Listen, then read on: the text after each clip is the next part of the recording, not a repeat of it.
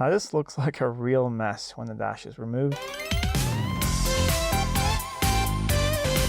Welcome back to Living with a Classic, and we're continuing with this V12 XJS that you had a different series on, where we've done everything on the engine to make this a reliable daily driver. So we're halfway done with that. However, we're going to start with one of the most ambitious things I've done to an XJS probably in a long time. We're going to convert this right-hand drive one to left-hand drive, which theoretically it shouldn't be too bad because they were prepared from the factory to be both right and left-hand drive. So I picked every single part I think I'll need from a parts car that was being scrapped due to rust.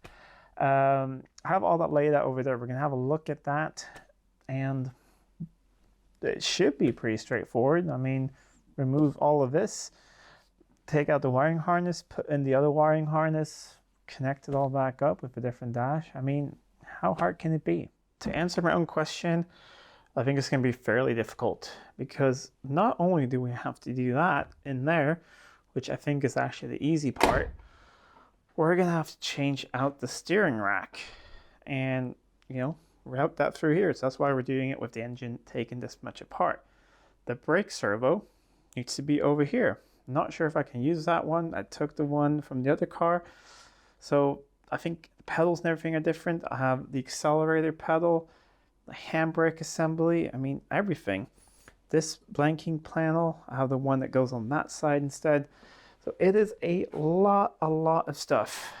We have this dash, which has bad wood. So we're going to try and remove the wood from the other dash and move it over because I think it's going to fit from right and left hand. This is from a later car, so it has a different part of the dash here. We're going to take that from this car because it doesn't have the computer, or at least I think so, because maybe that computer can be used on this car. We're going to see. Haven't decided about that. There is wiring in here. Don't need to use the binnacle, but it's good to have a spare one. I actually need that for another project. We have light switches, we have ignition switches, we have a steering column, we have the whole brake assembly. Over there we have the steering rack. It is a lot of things. But step one is just to remove everything from this car. So that's what I'm going to do. It's pretty straightforward to take an XJS interior apart. I have showed it before, like most things on this car. So we're going to try that. Step one is really remove the radio and all that, remove the steering wheel, get the dash out, and when that is out, center console pretty much the same time. The wiring is underneath the center console and goes up on the sides, and down here there's a bunch of relays down in the A-posts. Remove those, and yeah, get the whole wiring harness out and get this one in. I'm going to see if it's possible just to flip this one over because the other wiring harness is from a more newer car with more options. So we'll have to maybe cut things out of that. It would be easier to use this one, or just flip it, or use the other one. That will remain to be seen. But I'm going to set up the camera, cue some music, and get to work removing things. And I'll slow down the footage at key moments to show you guys some tips and tricks, but overall it is fairly simple to get these apart. One thing, in case you were doubting how long this car's been sitting, there's just one thing to prove it. This was in the glove box.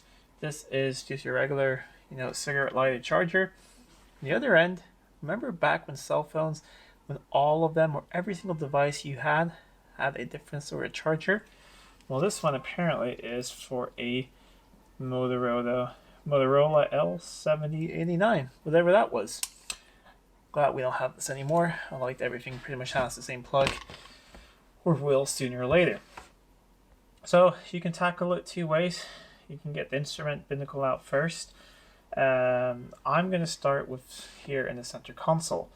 So I'm going to put the parking brake on, put it gear down here. These, they just pull out. And then there is a special tool to get these out here, but you can get them out with a screwdriver. So I'm going to get these out. There we go, it's starting to move now. Get those out, get the radio out, and then this area is pretty much clear. It's just the side panels. Once I've done that, I'm going to get the steering wheel out of the way. Then the dash here, you have two blanking plugs up here. Remove those, and then you have side panels here that you can get off, and then you pull this out carefully. There's two plugs on the back of it, and it just lifts out. And then, yeah, it's a lot more things. We'll get to that when we've done this.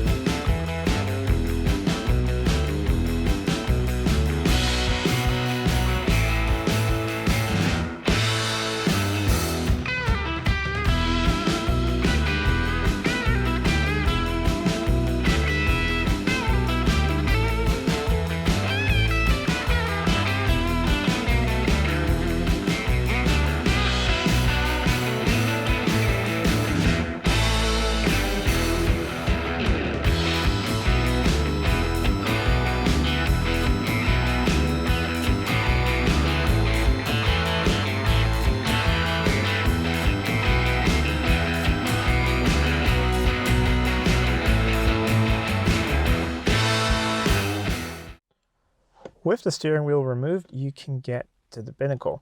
It's quite simple. You see these little plugs here? They should just lift out. Be careful, everything is quite fragile plastic.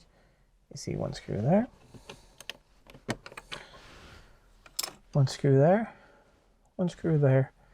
One screw there. And the whole thing. And yeah, one screw up there as well. And this whole thing lifts out.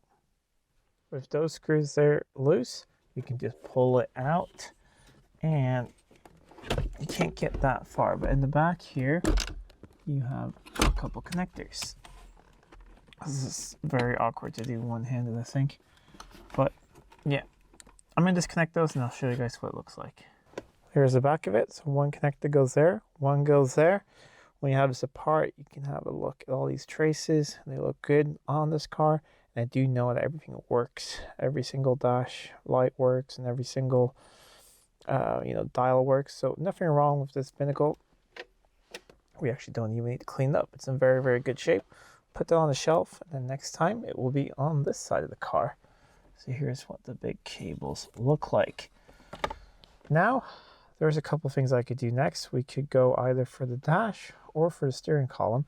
I think we're going to go for the dash. There are a couple bolts. I don't remember where they all are. We have one there, and there's a couple you can reach from inside the glove box when you've taken that out. And then I think there are a couple on the sides, and then the whole dash lifts out. So let me loosen those, and then we can lift out the dash.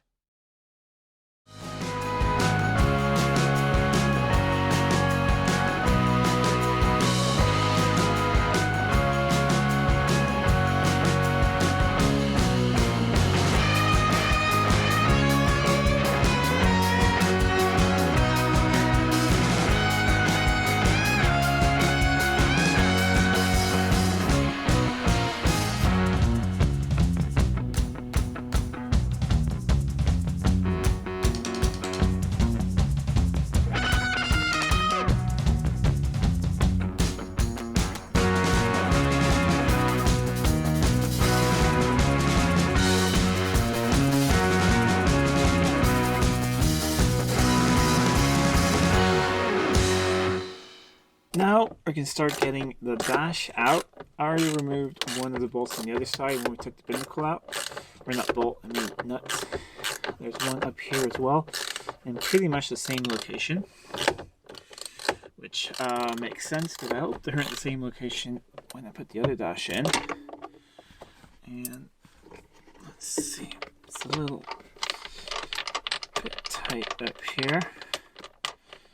And then there are a couple on the sides I'm going to get out as well. After that, I think I can just get the dash out. Center console is loose. So I think we are very, very close. I'm going to get the other little bolts up here on both sides, and we'll lift it out. Should be ready to get it all out now, the center console and the dash.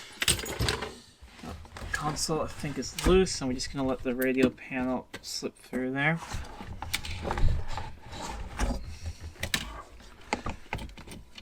Let's see.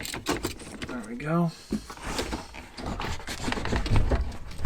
Is it stuck on something over here?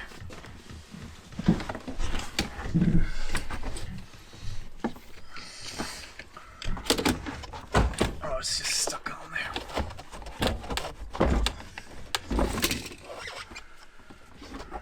There we go, and we have a little bit of wiring right here. And we're going to loosen that relay up just down here.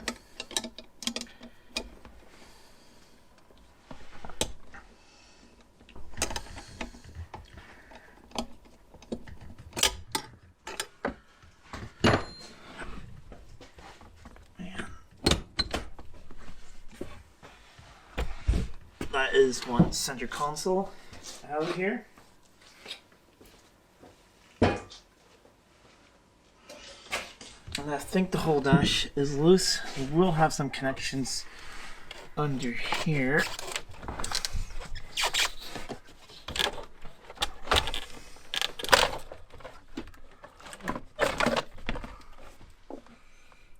We'll have to disconnect up here somewhere.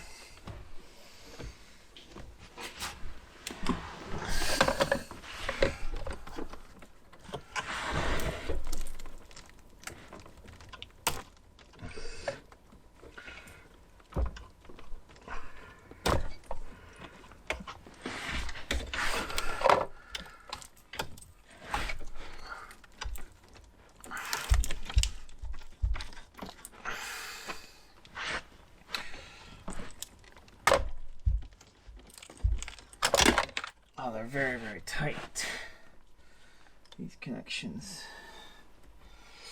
I'm gonna get some pliers to get those apart because they're very, very stuck. And then we have this little sensor up here as well for the air intake, for the air conditioning, for the whole climate control. That's off. So it's just that little cable left.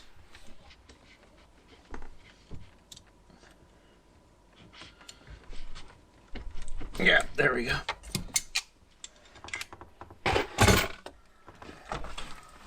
We have a little bit, there's some extra wiring over here for an immobilizer, an alarm system that we're going to remove. And here we have some electrics for some interior lighting. And that is one dash removed. Now this looks like a real mess when the dash is removed, but it's not too bad. The main harness goes, see, all the way up here, and goes behind here, and then down into both A posts where there's some relays on both sides. And then it also travels back here and goes a little bit over here. So it isn't actually as bad to get out, and then there's both fuse boxes involved. So not as bad, but we're going to do that in the next video. One thing that is a mess is this 90s alarm. So we're going to remove that.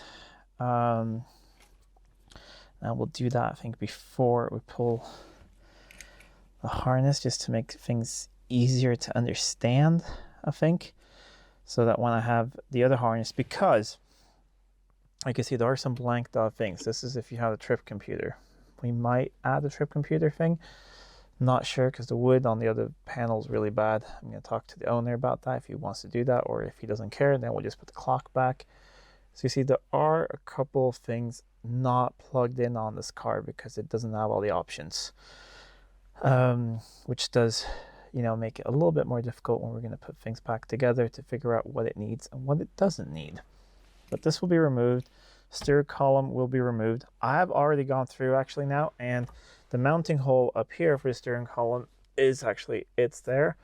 And behind that sound deadening, yes, there is a hole to put the steering column through. There's just a blanking plug in there, so I can move that blanking plug over to here.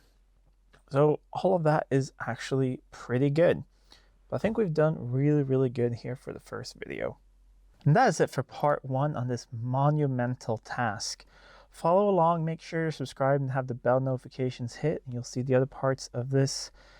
I think it's kind of a unique thing. I haven't seen this done on YouTube before, converting one of these from right-hand to left-hand drive. But the other one, it's not the simplest car to do it on. It's quite a complicated interior. It's much more complicated, in my opinion, than an XJ.